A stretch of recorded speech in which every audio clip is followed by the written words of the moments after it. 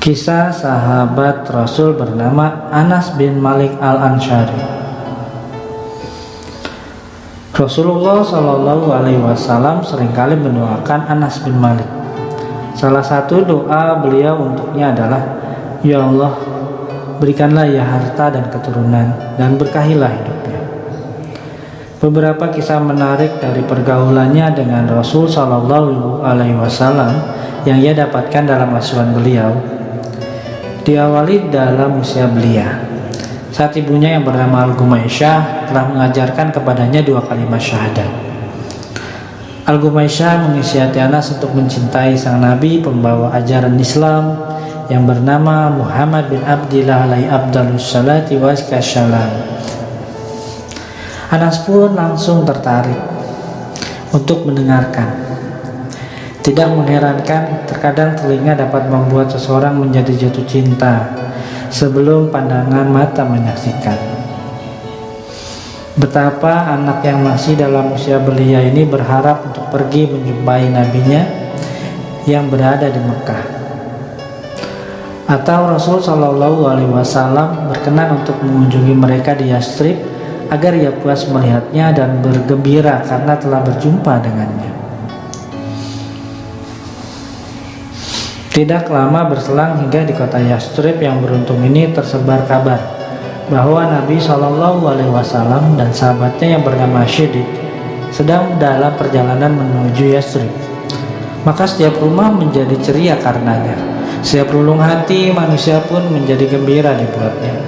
Semua mata dan hati manusia menjadi tertarik untuk menanti perjalanan yang disusuri oleh Nabi Shallallahu Alaihi Wasallam dan sahabatnya menuju kota Yastrib. Para remaja setiap pagi berteriak, "Muhammad telah datang." Anas bersama bocah-bocah kecil lainnya berlari menuju sumber suara. Akan tetapi ia tidak mendapati apa-apa, dan akhirnya ia kembali dengan hati yang sedih.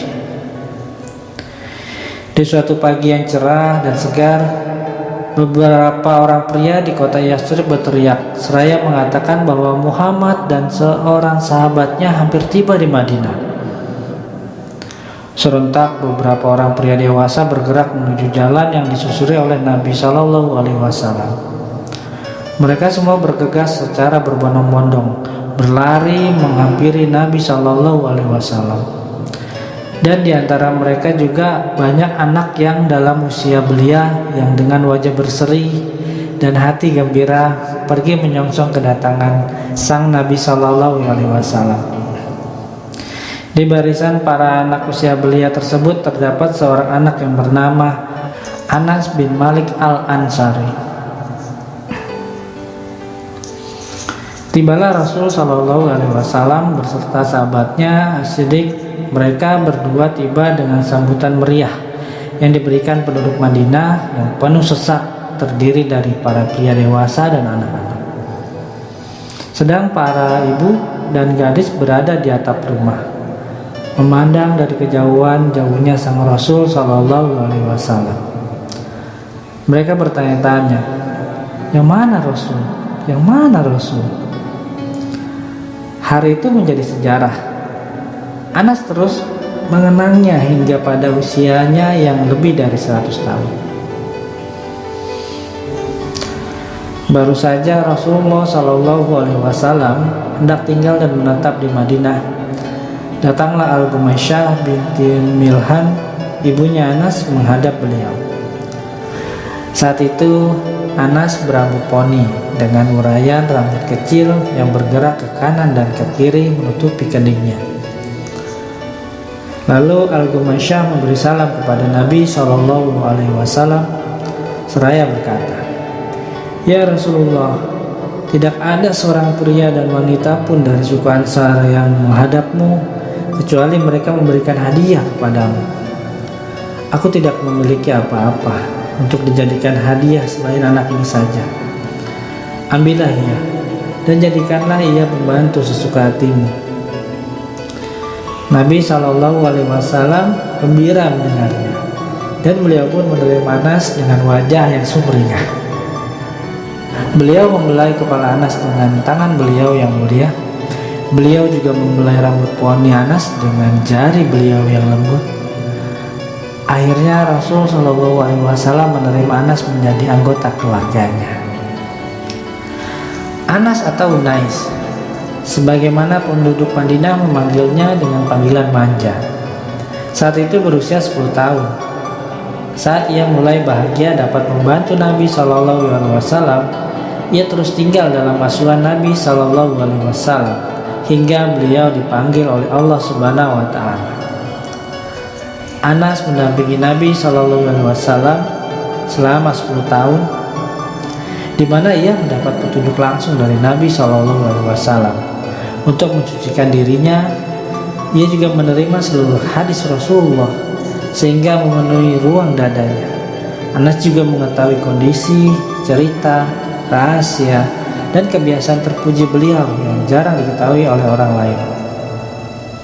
Anas dalam pergaulannya dengan Nabi Shallallahu Alaihi Wasallam mendapatkan apa yang tidak didapat oleh seorang anak dari ayahnya. Ia juga menemukan dari keagungan sifat Rasul yang membuat seluruh dunia menjadi iri kepadanya. Beberapa kisah menarik dari pergaulannya dengan Rasul Shallallahu Alaihi Wasallam yang ia dapatkan dalam asuhan beliau. Ia amat mengetahui hal ini, dan untuk menceritakannya ia amat berkompeten. Anas bin Malik berkata, Rasulullah Shallallahu Alaihi Wasallam adalah manusia yang paling baik akhlaknya. Beliau adalah manusia yang paling lapang dada, dan beliau adalah manusia yang paling penyayang. Beliau pernah menyuruhku untuk membeli sesuatu, dan aku pun keluar untuk membelinya. Di tengah jalan, aku berniat untuk bermain bersama para anak-anak di pasar, dan aku tidak melakukan apa yang diperintahkan oleh Rasul Shallallahu Alaihi Wasallam kepadaku. Saat aku sudah bertemu dengan anak-anak tadi, aku merasakan ada seorang pria yang berdiri di belakangku, dan dia menarik bajuku. Aku menoleh ke belakang. Ternyata ia adalah Rasulullah SAW. Beliau tersenyum seraya berujar, "Wahai Unais, apakah kau sudah melakukan apa yang aku suruh?" Aku menjadi grogi dan berkata, "Baik, aku akan melakukannya sekarang, ya Rasulullah." Demi Allah, aku sudah membantu beliau 10 tahun lamanya. Namun, atas apa yang aku lakukan sepanjang ini beliau tidak pernah berkata, "Mengapa kau lakukan ini?" Dan beliau tidak pernah berkata atas apa yang tidak aku kerjakan, "Mengapa kau tidak mengerjakannya?" Rasulullah SAW jika memanggil Anas, maka beliau memanggilnya dengan panggilan manja dan kasih sayang. Terkadang beliau memanggilnya dengan Unais. Kadangkala beliau memanggilnya dengan anakku. Seringkali Rasulullah memberikan nasihat dan wejangan yang memenuhi relung hati dan sanubari Anas. Salah satunya adalah nasihat beliau kepada Anas. "Anakku, bila kau mampu berada di pagi dan sore hari tanpa ada dengki di hatimu pada siapapun, maka lakukanlah.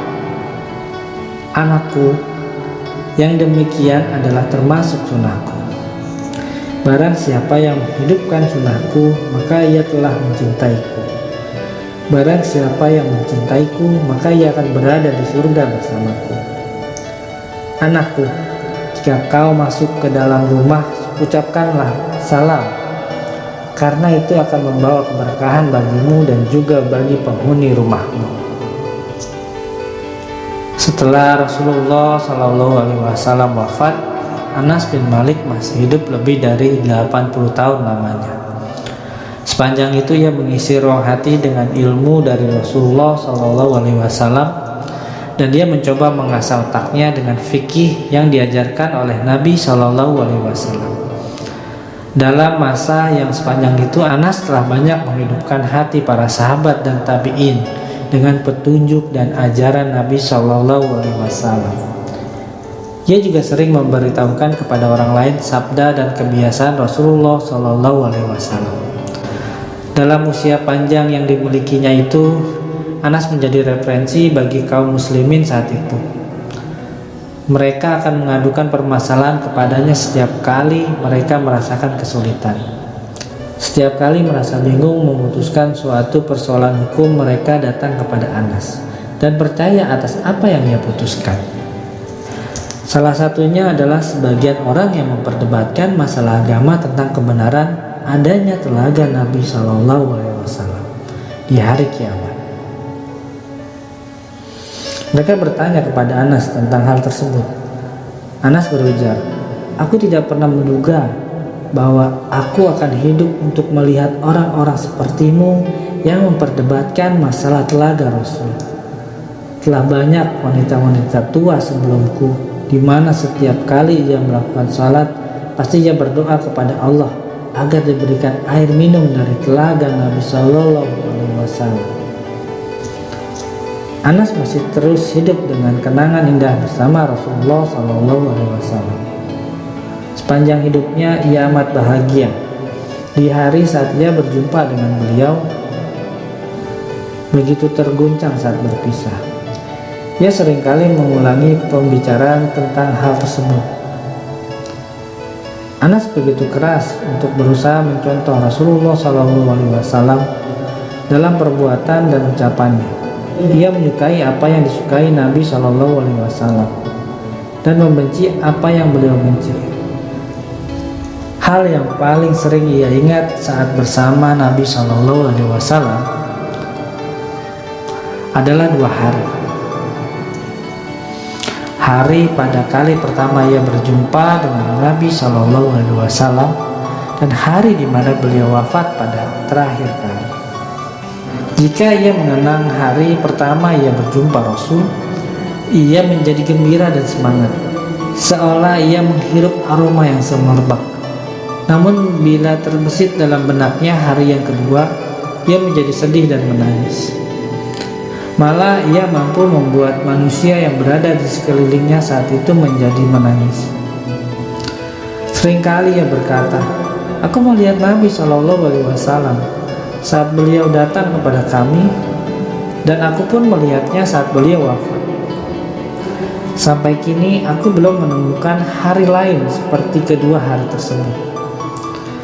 Pada hari beliau datang ke Madinah, beliau mampu menerangi semuanya. Dan pada hari yang hampir melangkah menuju sisi Tuhannya, maka seolah semuanya menjadi gelap. Kali terakhir aku melihat beliau adalah hari Senin, di saat tirai kamar beliau dibuka. Aku melihat wajah beliau seolah lembaran kertas. Saat itu semua orang berdiri di belakang Abu Bakar seraya memandang ke arah beliau. Hampir saja mereka tak kuasa menahan diri. Lalu Abu Bakar memberi syarat kepada mereka untuk tenang. Lalu wafatlah Rasulullah Sallallahu Alaihi Wasallam di penghujung hari itu.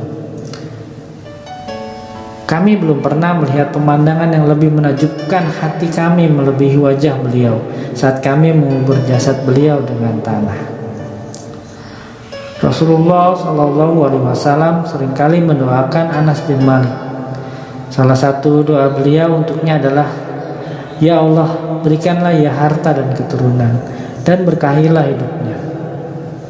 Allah mengabulkan doa nabinya, dan Anas menjadi orang dari suku Ansar yang paling banyak hartanya. Ia memiliki keturunan yang amat banyak, sehingga bila ia melihat anak serta cucunya, maka jumlahnya melebihi 100 orang.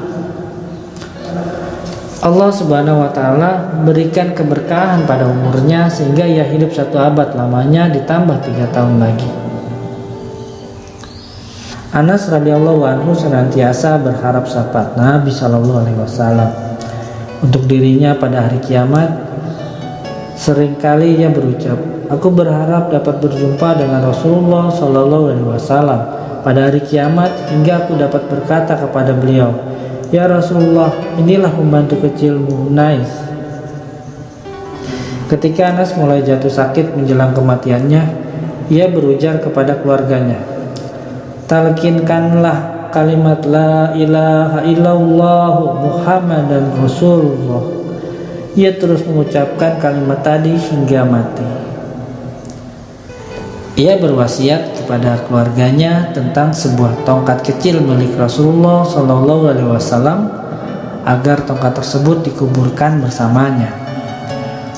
Maka tongkat itu pun diletakkan di sisi tubuh dan bajunya.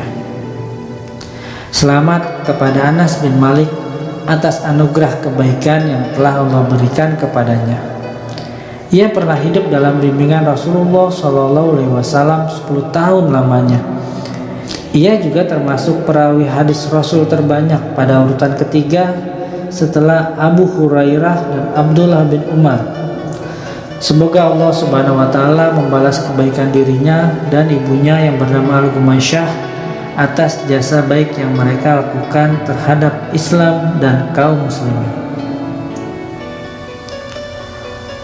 Wassalamualaikum warahmatullahi wabarakatuh.